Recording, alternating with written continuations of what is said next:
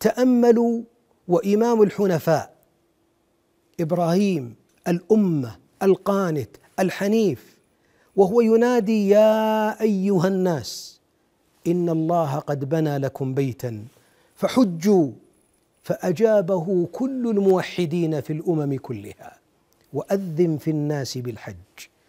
هذا الذي دعاك، وهذا درس ينبغي أن تقف عنده. هل يتصور من الأمة أن تحج جميعا؟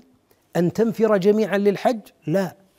الدرس الذي ينبغي أن أخذه أنا وأنت أن الذي دعانا للحج هو الله، وقد دعانا قبل ذلك لبيته 5 مرات، ودعانا لصيام رمضان، ودعانا للتوحيد قبل ذلك، ودعانا للصدقة الواجبة الزكاة، دعانا ودعانا ودعانا. فقولوا دائما في كل الحياة لبيك إن الحمد لك، لبيك لا شريك لك، لبيك إن الملك لك. استودعكم الله.